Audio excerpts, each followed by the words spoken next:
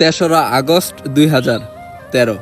আজকের এই দিনে ক্যারিবিয়ান প্রিমিয়ার লিগে সাকিব আল হাসান 4 ওভার হাত ঘুরায়া মাত্র 6 রান দিয়া নিয়েছিলেন 6টা উইকেট।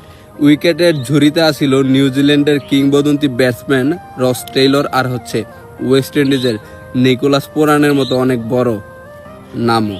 আপনি সাকিব আল হাসানের সমালোচনা করতে পারেন, আপনি সাকিব আল হাসানের ট্রল করতে পারেন, আপনি এলাকার একটা টঙে বৈশা সিগারেট ফুকাইতে ফুকাইতে কিংবা চায়ের কাপে চুমুক দিতে দিতে সাকিব আল হাসানরে কানা ভুয়া বইলা গালি দিতে পারেন।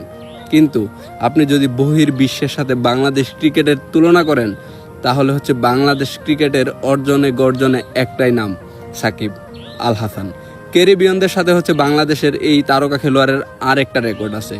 স্বীকৃত টি-20তে বাংলাদেশের হয়ে সবচেয়ে বেশি ম্যাচ সেরা হয়েছেন ক্রিস গেল 60 বার। আর দ্বিতীয় অবস্থানে আছে আপনার ঘরের ছেলে সাকিব আল হাসান 40 বারেরও বেশি। সুতরাং আপনি সাকিবরে ট্রলও করতে পারেন, সমালোচনা করতে পারেন, গালি দিতে পারেন, কানা বলতে পারেন, ভুয়া বলতে পারেন, আরও বিভিন্ন ট্যাগ করতে পারেন, কিন্তু সাকিব আল হাসানের ক্রিকেটের যে অনন্য উচ্চতা এটারে আপনি চাইলেই চোখ আড়াল করতে পারেন না। কারণ দিন শেষে বাংলাদেশের তো ওই একটাই নাম, সাকিব আল হাসান। আপনারা বইয়ের পাতা থেকে সাকিব আল হাসানরে মুছা দিতে পারবেন, আপনারা স্টেডিয়াম থেকে সাকিব আল হাসানের ছবি নামায় দিতে পারবেন, কিন্তু বিশ্ব ক্রিকেট থেকে সাকিব আল হাসানরে কিভাবে মুছবেন? যতদিন বিশ্বে ক্রিকেট নামক শব্দটা থাকবো ততদিন ক্রিকেটের ইতিহাসে সাকিব আল হাসানের নামটিও স্বর্ণাক্ষরে লেখা থাকবে।